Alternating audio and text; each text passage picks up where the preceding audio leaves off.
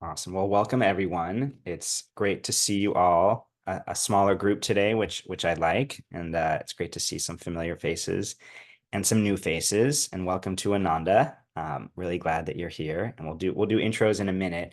Um, as you're coming in, please just drop your name, your role, and organization in the chat, and what city you're calling in from. It's always nice to get a sense of where folks are physically in the world.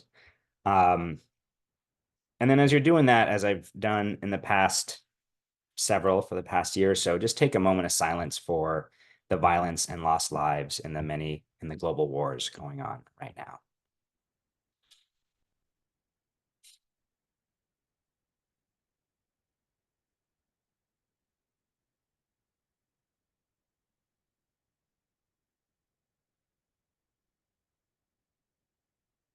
Thank you.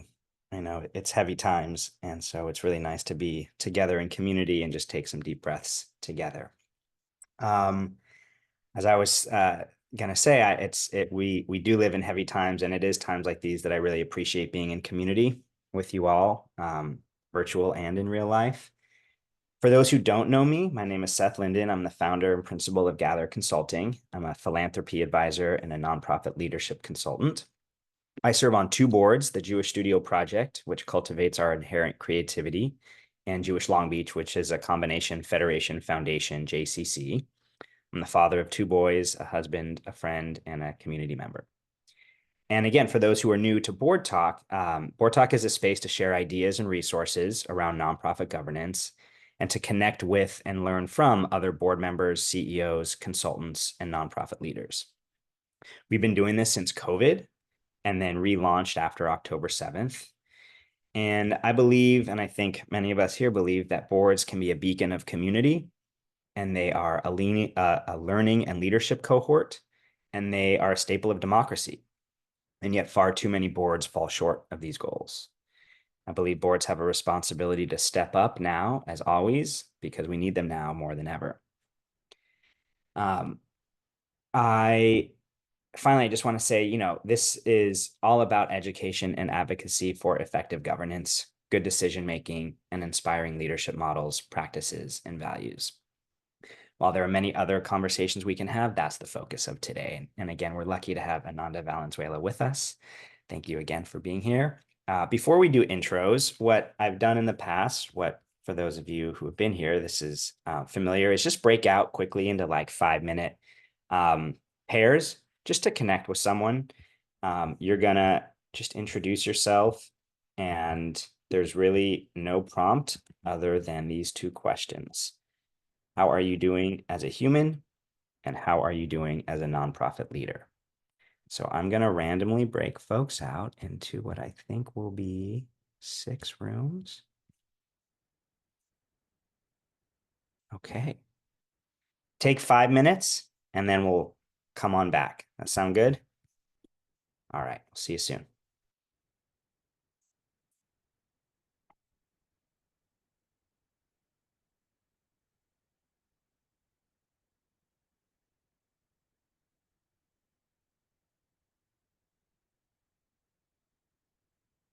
And Viv, oh,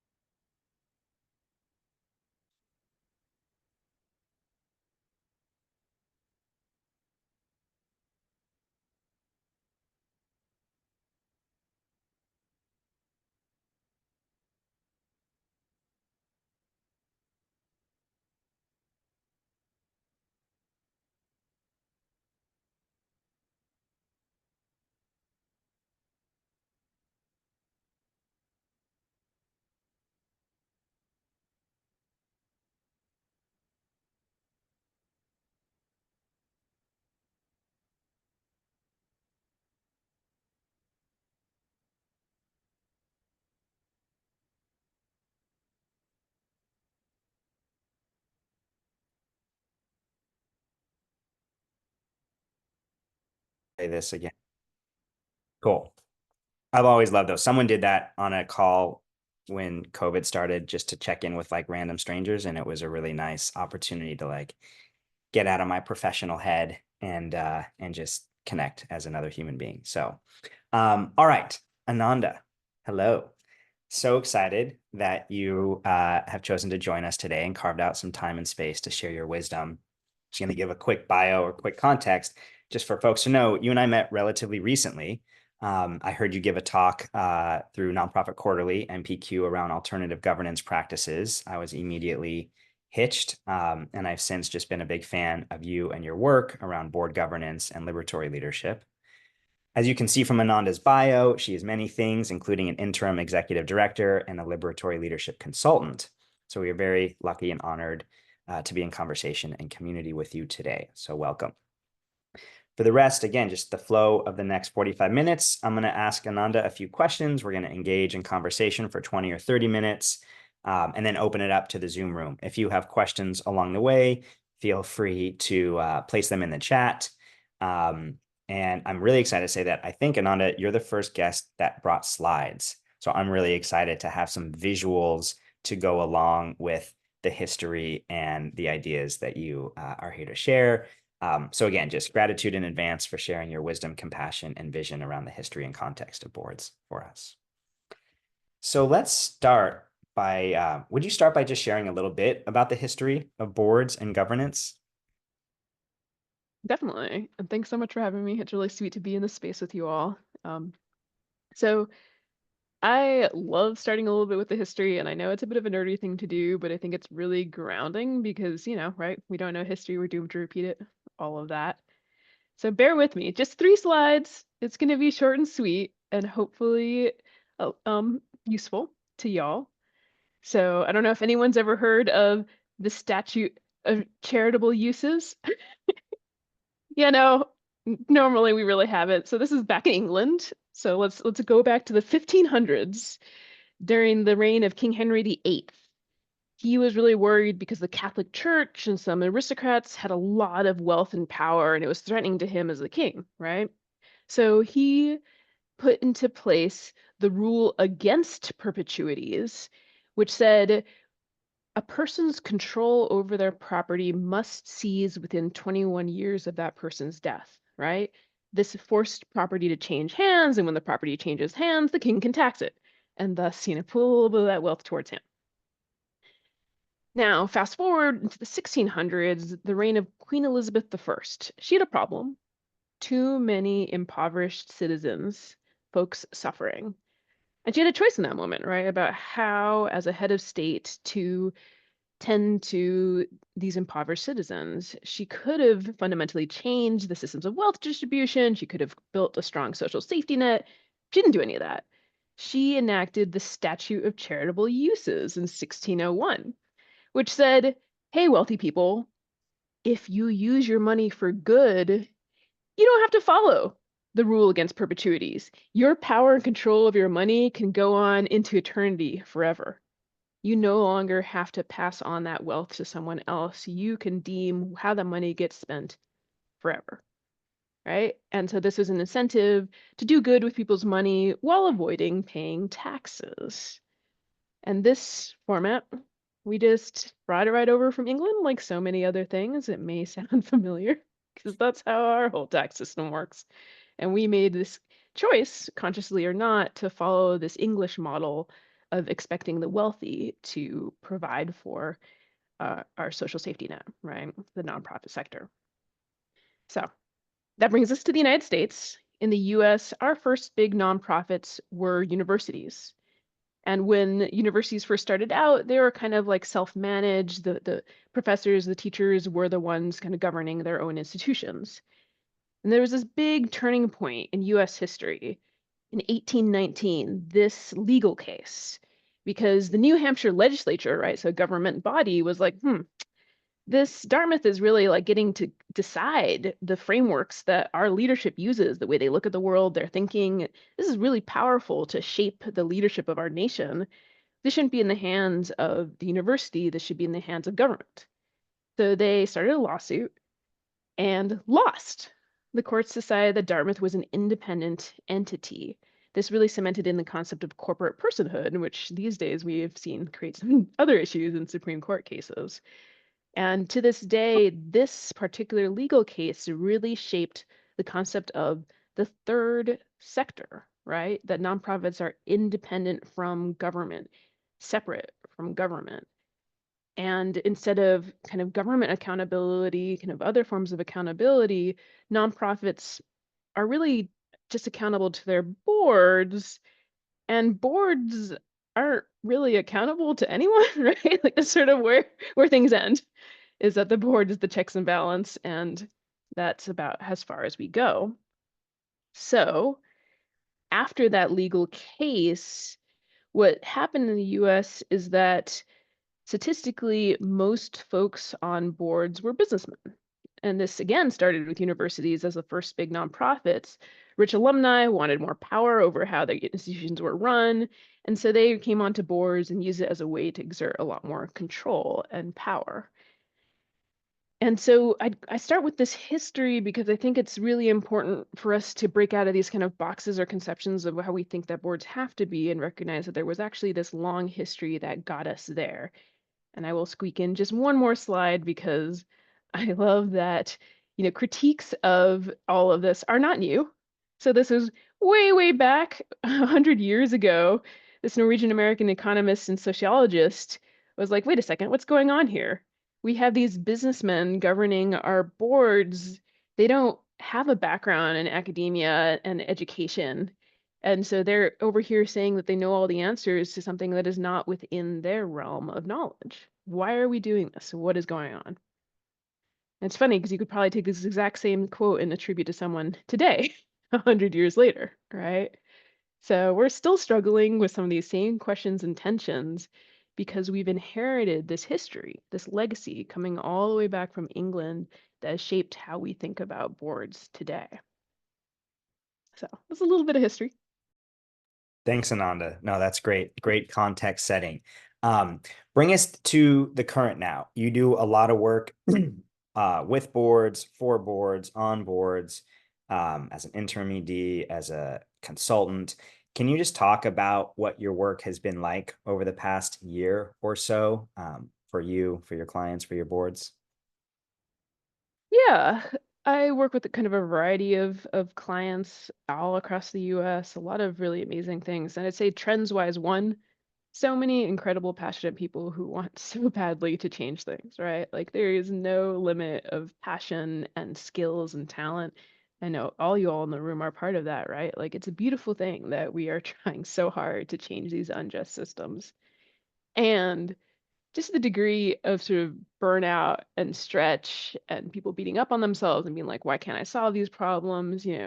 Sitting with in a executive coaching call the other day and having the ED be like, do I build a healthy culture in a workplace?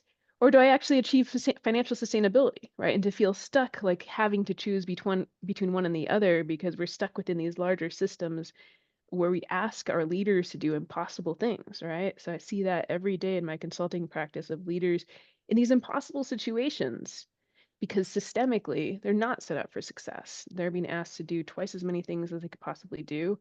And then, of course, that overflows in all directions, right? Turning to a board and being desperate for help and being frustrated because the board can't do everything and can't fix it all, right? Which makes sense too, because there's a bunch of volunteers who are leading busy lives. So it's just a sad sort of like waves of burnout and exhaustion, all while really caring. I feel like that's been core to what I've been seeing in my work. Thanks, Ananda. What do you, I mean, it's kind of segue into the next question, I guess, around liberatory governance, which you have a framework for. How have you seen that show up in your work? Maybe even just to step back and share a little bit about what that framework looks like and how you've been able to lean into that, in times of crisis and uncertainty like today. Yeah, definitely. So I'll start with that first piece to give a little bit of context on the framework and then do a little bit more storytelling. And first, I just really want to honor the roots of this, like liberatory governance to me comes from the concept of liberatory leadership. And so I put a link in the chat. I've gotten the honor of working really closely, in particular with Erica Stallings and Trish Shroom, really getting to explore and deepen this sense of what it means to be a liberatory leader. And so when I think about that in the governance realm, um, and bear with me just a couple more slides here to have you not stare at my talking face forever, and also to kind of ground in my thinking about this, which is I think that, it's very easy for us to get caught up in like structures and processes and rule changes, and there's some really complicated systems of governance out there that are kind of rely on that. But for me, when I think about liberatory governance, it's really about the lenses we use to look on the world, right? In the same way that we want to bring a strong equity lens to everything we do, I think that if we come to governance with three big mindset shifts, that can be transformational, right? So the first is to go from insular to ecosystem, right? So the classical way of thinking about boards is that the board is at the top of a pyramid, right? They're in charge of the organization. They're not really accountable to anyone, which allows volunteers on boards to do whatever they want, and they rarely experience repercussions for those actions. And so this is borrowing from Ulysses Sloan Perry from Change Elemental, kind of an egocentric way of thinking that people join for status and for power in this more insular way to feel like a big person, right? So that's kind of the classical way of looking at and thinking about board work. And the invitation is to go to ecosystem thinking, right? So ecosystem thinking says that the board is part of a larger governance ecosystem. So the ecosystem includes staff, community, there's other entities, you might be part of movements or networks. And so the board is in this mutual accountability space, right? Aligned around values and practices with these other entities that they're in relationship with. And so this is an eco-centric orientation that people join to be part of a mission-aligned community, right? From egocentric to eco-centric, and have that orientation as core to why they're part of this work. And I'm sure you've all seen beautiful spaces where this is the orientation, which is really beautiful. Then the second mindset shift is from power over to power with. This is a huge one, right? We have that history that we just got into that really cemented in the structure that assumes the elite, right? The statistically mostly white, mostly wealthy, mostly male board members deserve to be in charge. And that's resulted in these white and wealthy volunteers holding ultimate power over, right? Feeling like they should be controlling and setting the way. And the invitation is to move to power with, right? A more deeply trust-based approach where others in the ecosystem are trusted to make important decisions, right? And that's not to say I'm not inviting in a sort of an overcorrection to the other end. Sometimes when I talk about power over, I've come into organizations to clients where their board's like, we shouldn't have any power. Power is bad. And they've given all the power to staff. And then that's created its own issues because there's accountability issues with senior staff not being held accountable to poor actions and behaviors. And so the power with says, yes, the board has certain powers and not others. And the board is very mindful of when to step forward and when to step back and aware of when that's the right choice to make. And then the third mindset shift I want to invite us into is from decision making to accountability, right? Classically, when you ask, oh, what does the board do? Well, the board approves the budget, the board sets strategy, the board hires the ED. It's very focused on like the decisions that a board makes that are the most important decisions. And yet, fundamentally, boards are volunteers off doing their own lives. They have very limited understanding of what's going on. And so this decision-making orientation tends to result in either rubber stamping, right? Well, I guess I'm supposed to make these decisions, but I don't really know anything, so I'll just say yes to what staff say, or like a hyper involvement stance, like give me all the information. Why are you doing it that way? Feeling a need to own that decision making power that they feel they have. And so the orientation shift here is to accountability, right? That the board act as check and balance to staff. There's trust in staff to make important decisions, but there's transparency. You ask challenging questions. And there's a real appreciation of that outside lens that boards bring, right, to tend to impact and effectiveness. So that's the mindset shifts I want to invite you all into. And the other piece that I do want to just briefly name here, and I'm going to skip over, obviously you all are very aware of the legal duties, none of which name decision making, right? Care, loyalty, and obedience. I'm a big believer in the two board responsibilities, right? And Normally I spend some more time here, but since we're running quickly, like just do a little mental quiz for yourself, what you think you would make those two board responsibilities. But fundamentally, what I would propose to you all is that the core responsibility is loving accountability, right? So really paying close attention, expecting transparency, asking hard questions, being in that checks and balance space, right? Sometimes loving accountability does mean you step in during a crisis to make difficult decisions, but you're doing so in a really thoughtful, self-aware way around the power that you're holding in that space. Mhm. And then the only other board responsibility that I think it should be elevated to core I'm proposing here is abundant resourcing. And that is not like, oh, this is all about fundraising and bringing wealthy people on, but rather that we're operating in the nonprofit industrial complex, right? We're operating in this wildly under-resourced space where nonprofits are expected to do 5 times more than they could possibly do. And so, yeah, everyone who's part of that community, part of that network, whatever they can do to help bring in skill sets, expertise, volunteering, networking themselves. Like there's so many ways to help have that energy of abundance and bring more resources towards the organization. And there's really thoughtful ways that we can engage the board in that. So that was a bit of a roller coaster, No, given. that's great, Ananda. Thank you. And I know we could dive deep into all of those. I think maybe just to peel back the onion one layer, given those Yeah. slides, given the framework around two board responsibilities, I'm always drawn to the power with instead of power over. That's been really enlightening for me in my board service. Can you share a couple stories from your boards, either again, as a board member, consulting with a board, where again your board stepped up as a quote unquote best practice, or maybe didn't, and you have some reflection, looking back.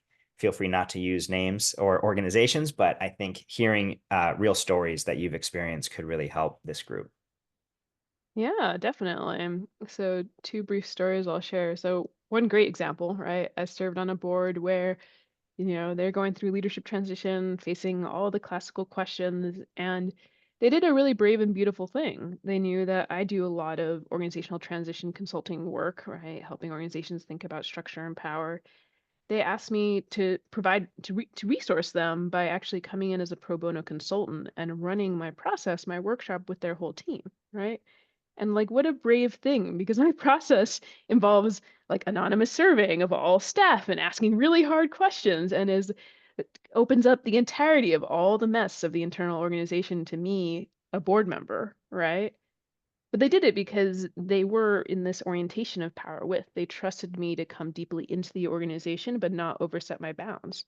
So I did. I came in, I ran my consulting process, and it was really helpful for them to turn a corner and help them in making some key decisions. And so there's a way in which I was able to put on that hat, dive deep with them, get real, brave, and vulnerable, and then step back, right? Step back out to my governance responsibilities and wear that hat well. And so that was like a celebration of how beautiful it can look. Hmm. And I have another example of one of my clients where they were kind of exploring alternative organizational structures. And it's particularly hard for them because they're like an association. So their board is made up of CEOs and EDs of nonprofits, right? So you'd hope of people that are really, really like understanding of how hard it is to work with your board. But in that case, this nonprofit, they decided that they wanted to have a co-ED structure, right? Not a huge change, just stay in a hierarchy, but having two co-EDs of two people who'd been with the organization for a long time. All the staff were really excited about it. They brought this to the board, and the board just freaked out. They were like, oh no, we can't possibly do this. Here's all the reasons why it's a bad idea. This is terrible. Why is this person worth being a leader? And they overruled it. They said that they couldn't move to a co-ED structure, and it was incredibly demoralizing for all the staff, and it really kind of ingrained this sort of us versus them energy between board and staff, right?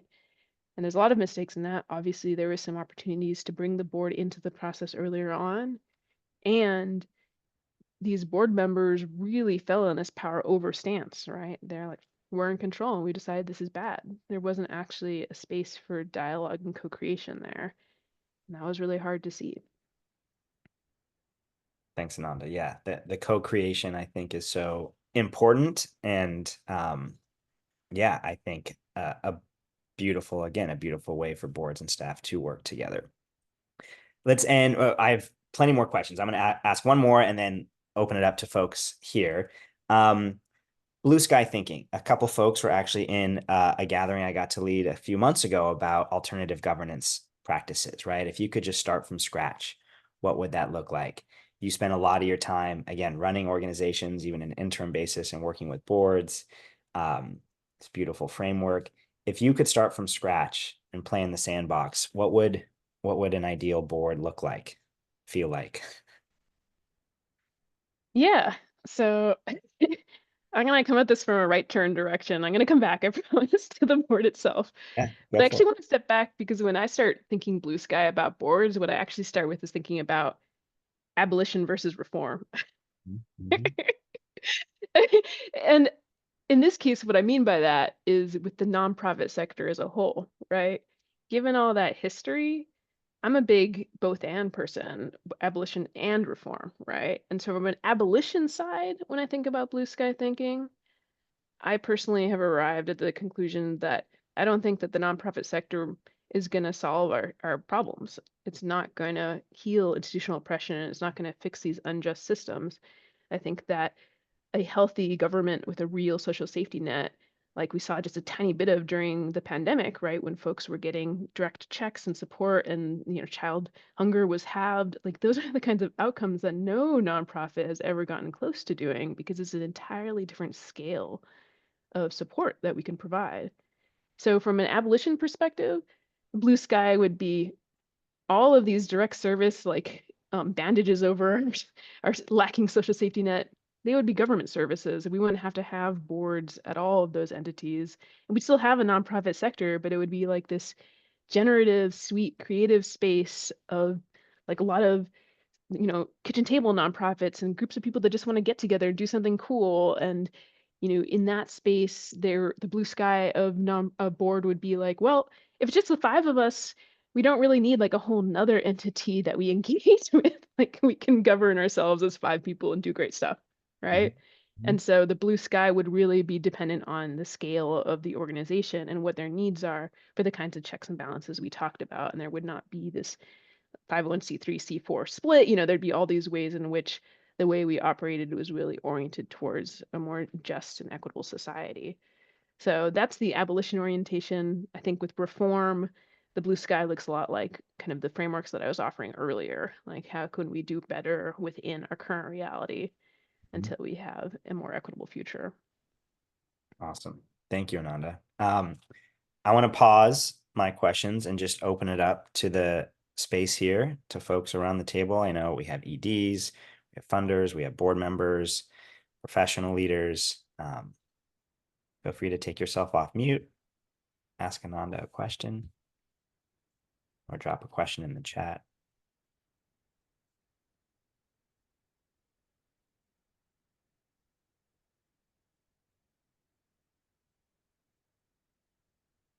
I have a question.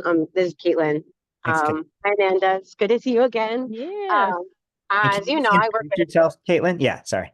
yeah, sorry, I work with lots of different boards, and I feel like there's a lot of value in what you're talking about and trying to even help groups make a small step towards like questioning how they're operating and really being conscious of like not just copying precedent, but is this really what we need to get to where we need to be? And I was curious, like, do you have you worked with clients, for example, like that? I feel like you probably get called in when people want you, but I work with a lot of clients where I want to like open a line of inquiry and like, how have you opened lines of inquiry with maybe boards that aren't necessarily like thinking about this or on this journey, but like helping them begin that conversation internally, so that there might be change in the future. Yeah, that is a great question. Thank you. And it's lovely to be in this space with you, Caitlin. Um, yeah, I think that for one, I try to think about right change management strategies and making sure that I'm not the sole voice, right? I don't want it to end up being a me versus the board situation. So figuring out the inroads, right? What are the one or two board members that are more open to it, and what are the one-on-one conversations I can have with them that plant the seeds and get them really excited about shifting the board, right? so that the rest of the board is hearing it from their fellow board members and not from me. That's been a really crucial one. And then there's just, opening people's eyes to the possibilities. Like, the reason I always start with the board history is because there's a lot of aha moments in just knowing where we came from that helps people see that a different world is possible. And so I've shared talks like this, articles, things that folks can process in their own time and then facilitate kind of board conversations that don't have a particular agenda or goal that are about co-learning. What did you learn from that space? What questions are coming up? Like, what does this make you think is possible with our board, right? So I'm very mindful now as a consultant when I come in to work with clients that I am very transparent about the lenses I bring and that I'm going to invite them into kind of interesting questions, learning different possibilities. So there's some consent there, right? Like you may not know what I'm going to bring up, but I'm going to bring some stuff up. So do you want that, right? And the more that I can bring in that kind of consent orientation from the outset, the more openness there is to that possibility. But it is hard, and not everyone's going to want to go along with that. And I do think we need to get better at having kind but firm goodbyes with board members who are just like slowing it down, the process down by years with their outlook. Thanks, Caitlin, for the question. Thanks, Ananda.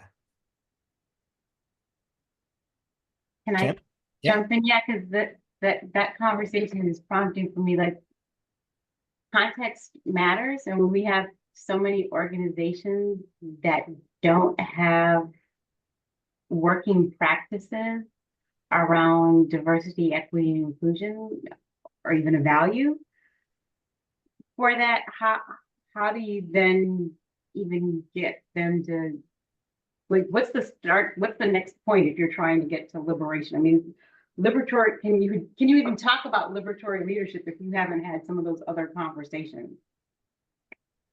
That is a great question. I feel like this is part of like the fundamental struggle we're having in the US society as a whole right now. Right? So I would definitely invite in all the wisdom in the room if anyone has a great answer to that. I'm very curious. I guess my own offering there is, I guess I've been trying to key in more to folks like big tent movement organizers who are really thinking about how do we all come together in this, right? Because I do think there's some fundamental concepts around like freedom and community that are values that we hold across most of US society and aren't caught up in words that have become so politicized, sadly, like DEI, which is just wild, right? Like I've been learning a lot from following Lily Zhang, who's a big DEI practitioner, has been posting a lot and talking a lot about this issue, right? And how we navigate the DEI backlash differently by like really inviting in, don't you want healthy, inclusive teams of people who are different from yourselves? Like there's these fundamental pieces that we need to tend to. And so I guess I'd be really curious about whether there are folks, because I feel a little bit cautious of being like, well, if they aren't pro DEI, they're not going to be pro liberation, because then we're just like slowing ourselves down as a society for so long if we're going to have to wait for those folks to like catch up over the next 10 years, And so I wonder if there are ways to invite people into liberation that is like so that honors that people may have different pathways, but there are like some shared values around like caring about each other and wanting to be in right relationship that hopefully can draw us together no matter what our kind of politicized differences may be around some of these concepts. Thanks, Kim. I appreciate the concern about, do you wait for all of the back knowledge, or is there a starting point that maybe jumpstarts the interest and commitment, and then you can backfill? And that's the big question, right? Can we? Has anyone had success? Can you backfill? Yeah. And you mentioned the name Louis Zhang? Lily Zhang. Here, I'll put it Lily. in the chat. Thank you. Yeah, they've done really great work in this. Thanks, Ananda. And Becky says that last piece feels generative, the care and right relationship. I think, yeah, in my experience, right, it all comes down to those relationships, to forging those building those one-on-one connections and conversations to get over each little, makes those big humps seem a little smaller when you take a board as a bunch of individuals instead of one huge mass. It's a lot easier, I think, to get things done in those one-on-one convos.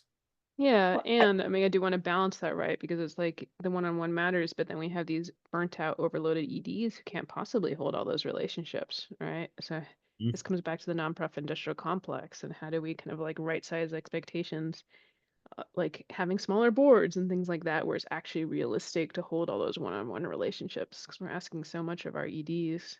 Yeah. Becky, you can say something? Yeah, I think I also meant, right, not just that like folks need to be in one-on-one relationship all the time, but that in between understanding like systems of oppression, like lived experience and systems of oppression, most people can imagine how they want to be in relationship with one another or how they want to be Mm. treated in relationship, which like I think can give a useful, just like a useful like concrete visioning starting point for what liberation might look like or feel like, right? What does it feel like to feel when someone expresses care for you, and how does that care then look like at different levels of community and systems is a different starting point than I don't know, gender justice. Mm-hmm. That's beautiful. Thanks, Becky. Alan, were you gonna say something a minute ago? And I saw you. Yeah, I was going to ask a question, Seth. Thanks. And Ananda, you were talking about the boards, the role of the board, versus staff, and that's always an ongoing tension. How deep should they get involved? And one of the things, you don't want the board to be a rubber stamp, certainly. But on the other hand, how do you create that balance when the ultimate fiduciary responsibility is at the board level? So how do you address that? Yeah. How do you try to maintain that balance? Yeah. Great question. So there's two things coming up for me. One, right? So first, kind of grounding in that fiduciary responsibility, right? Duty, care, and loyalty. One common sort of limitation that we don't even realize of ourselves is that we're like, that fiduciary duty is the board is separate from the staff. But actually, there's organizations like Sustainable Economies Law Center, which are a bunch of lawyers, who figured out that you can, in fact, have staff be the board members, and thus themselves hold that fiduciary responsibility, and thus be able to hold a lot more power in the system. So I want to name that first just to kind of break us out of the box of feeling like it needs to be board versus staff, and the board is separate and has the fiduciary. That's not actually has to be the case in our legal system. And stepping back, just to this question of there's this entity called board, there's the entity called staff, and how do you kind of manage power between those two entities? I always start with how is power held in the rest of this ecosystem, right? I work with a lot of alternatively structured organizations like self-management, holacracy, things like that. And in some of these alternative structures, power is pretty heavily distributed. Like there's a lot of people holding important decision-making power, either individually or as groups, right?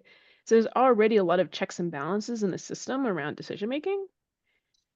A self-managing organization, their needs for a board are very different, right? Because there's already a lot of decision-making checks and balances. So their board might be more heavily in the accountability, like asking the hard questions, looking at things and letting go of decision-making, because you just don't even need even more people at a certain point involved in decision-making. That looks really different, say, from a classical hierarchy, where you have one ED who essentially makes all of the important decisions. In that system, there needs to be some kind of check and balance to that ED, because otherwise it's sort of one person who can go off and do anything, right?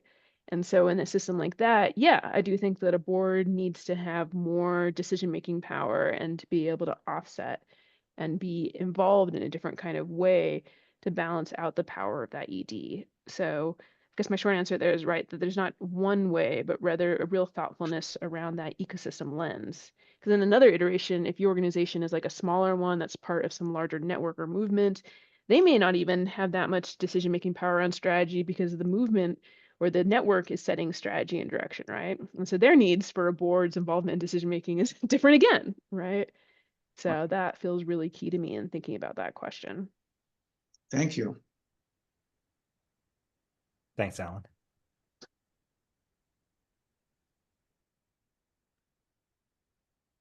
These are some good questions.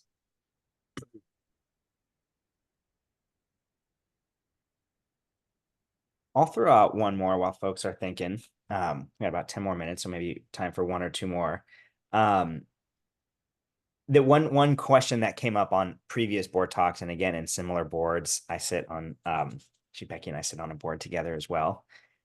Becky was my immediate past chair. I got the pleasure of learning under him.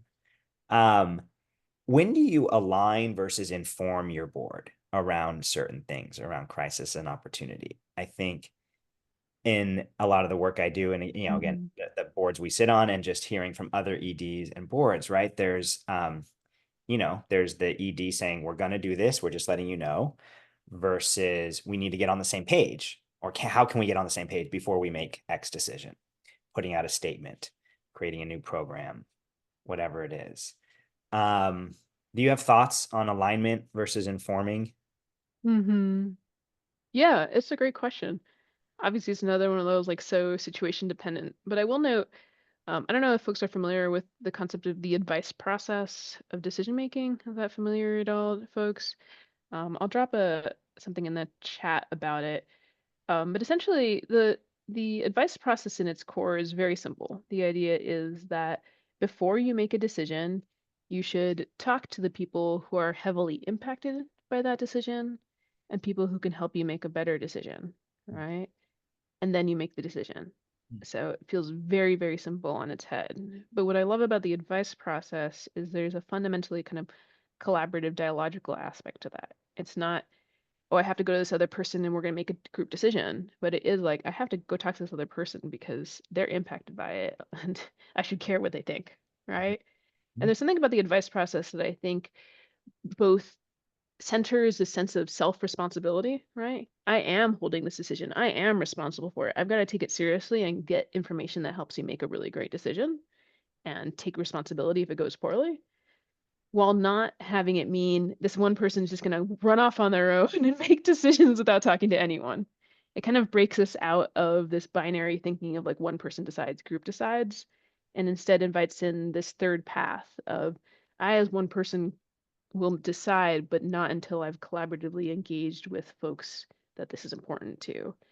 And so when I think about this question of align versus inform, I wonder about not so much align versus inform, but rather at what points is it important for the board to be a decision maker versus the board to be sought out for advice from before a decision gets made, versus this doesn't heavily impact the board. They don't have particular expertise to this, so I'm just going to tell them after I've decided, right? To have it think of it as 3 options as opposed to 2.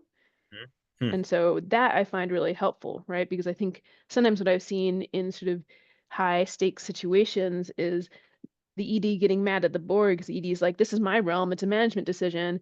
And the board being like, but hey, wait, like what happened? You decide, like what was going on? How did this get decided? Right. And so there was no advice process there. It was a really high stakes decision that the board would have been great people to advise the ED on their decision, but they weren't invited into that conversation. Thanks, Nanda. That's great. I hadn't seen this framework before. Folks have one more question? Anyone who hasn't shared or hasn't asked or just reflected on anything that Ananda has been sharing? Feel free to bring up a situational challenge that you're dealing with in your board.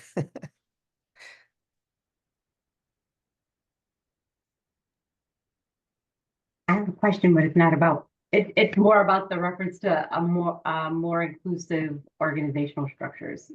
Go So for it. happy to hold off on that if there are other specific. You go for it, Kim. Just sort of wondering if you had either advice or resources where you could find more information for folks who are actually making some headway around more inclusive leadership structures. And I have to say, I have one of those a sort of a trigger when folks say alternative leadership, because that means we're centering what we've got, and what we've got might not necessarily be where we need to go. So. Yeah, that's a great question. I wish I had kind of one core resource to point you towards. I run kind of like a workshop with organizations to help them figure out what organizational structure best fits their mission and people. I think that there's sort of a growing learning community out there, like the Nonprofit Democracy Network is sort of building a learning community around this. But I do think there's sort of fundamentally just an invitation for all of us to invite in more ways of working together while not assuming, like, my big thing and the reason why I end up saying alternative is because I actually think you can have really healthy, equitable hierarchies, but we're not like interrogating what it means to be a healthy, equitable hierarchy necessarily. And then sometimes I have clients that are like, well, hierarchy is inequitable, so we want something different. And they want it due to that sense of inequity as opposed to being like, well, what's inequitable? What's the underlying problem or issues going on here? Um, and that being said, I think there's some really powerful, like there's a growing body of learning around self-management, which is a distributed power structure. There's a lot out there these days about co-executive directors, which is a shared leadership structure that can be either in hierarchy or other organizational structures. So yeah, it's really fascinating stuff going on these days that kind of break us out of that yet another box, right? We got the board box and then we have the hierarchy box that kind of limit our sense of what's possible for organizational formations. Thank you. Lovely conversation. Really appreciate you, Seth, for bringing us together, and Ananda, your willingness to like let us pick your brain. Thanks, Kim.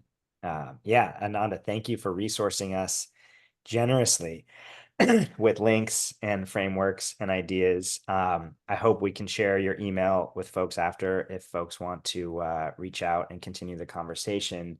I so appreciate your time and wisdom today. I just want to say in closing, our next board talk will be October 25th with Yehuda Webster.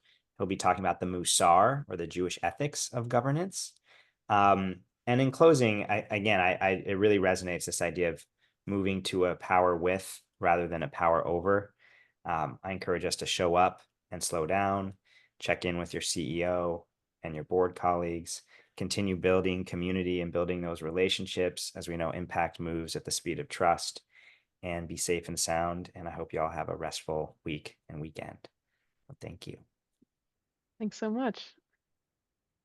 Thanks, Ananda. Thanks, everybody.